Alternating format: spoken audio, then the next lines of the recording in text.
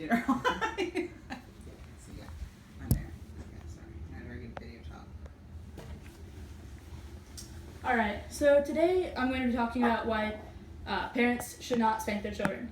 I'm sure that most of us have been spanked at least once growing up, and this is not surprising. And it's also the reason that most people decide to spank their children. It's because they were spanked as kids. Throughout history, spanking has been the main method of disciplining children, but lately spanking has gotten a lot of press, and psychologists and developmental psychologists and researchers have decided that it is not an appropriate method and it causes psychological damage. So parents need to be aware of this fact, and they also need to know about the recommended alternatives that are out there. Spanking has been shown to make children be unable to trust their own emotions, and it makes them develop incorrectly at times. While I was not spanked much as a child, I've grown up to be a law-abiding citizen, and I do think that it's possible to raise children without spanking. So today we'll talk about what is considered to be spanking, how spanking damages a child psychologically, and what the alternatives to spanking are. So the theory behind spanking, Megan Leahy from the Washington Post in an article called The Overwhelming Evidence Against Spanking from 2015, she said that spanking is not meant to cause permanent injury, but it's meant to inflict pain and tears. It's supposed to signify that the parent is the one that's in charge, and that the child did something wrong. And it's supposed to be just like one swat. However, a lot of parents get carried away and they end up having multiple swats, or the child gets injured because they spanked too hard, and this can be grounds for legal trouble for the parents. And that's, it's troubling waters. So ways that spanking hurts a child developmentally or psychologically is that it sets a bad example. So Kids Health did a really nice article on this, and it shows that if you spank a child, that they know that if they're mad, they can resort to violence to get that out of their system, and that's never good. It ends up causing a lot of problems. And parents lose control and deliver too many swats, or they hurt their children. Spanking does not teach children what they did wrong. It just teaches them to be more sneaky and to not get caught when doing it. So Murray Strauss, he wrote a book in 1994 called Beating the Devil Out of Them, Corporal Punishment in American Families, and it reviewed a lot of studies that have to do with spanking. And he came up with a good summary of it all, and this is a quote of his. Children who are spanked regularly and severely have higher rates of hitting siblings, hitting their spouses as adults, and assaulting someone outside their family.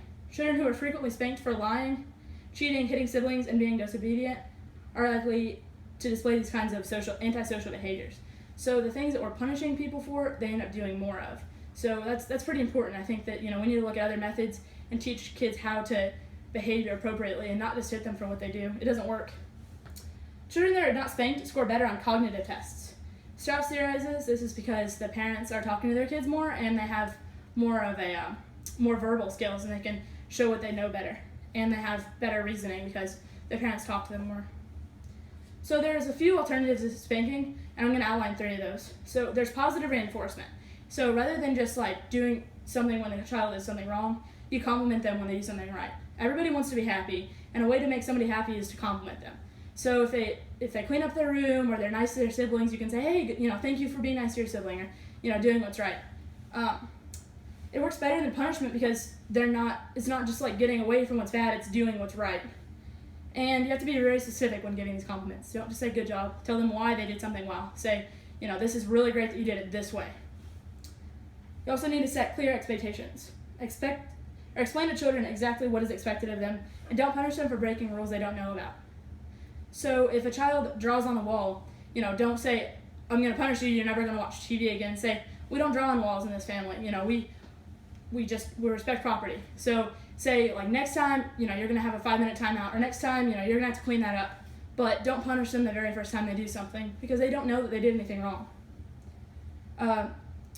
Also, consistency is key. So if you only punish them sometimes, they're not going to get the clear message of what they're doing is wrong. They're going to be, the message would be, it's only wrong when you're caught. It's wrong no matter what, and the only way you can do this is through consistency. Another good thing is timeouts. So there's 2 theories about experts. One I've always heard is that 1 minute for one age is a general rule. So if a kid is 7 years old, they get a 7-minute timeout. But lately, the experts have been saying it's best to keep children in timeout for as long as it takes for them to calm down. So If it takes 20 minutes for them to stop crying, then they need to stay in timeout for 20 minutes. But if they're able to get themselves under control in 2 minutes, then to let them out of timeout at that point. It teaches them to self-regulate. So in conclusion, spanking is supposed to work by one swat and it's causing tears. It's not that effective and it can cause legal trouble for the parents. Spanking damages a child psychologically because it teaches them not to trust their own emotions. It teaches them to be sneaky rather than actually fixing the behavior. And there's alternatives to spanking such as positive reinforcement, timeouts, and clear expectations. So spanking has been a part of child rearing for a very long time, but we have tons of evidence now that it just doesn't work.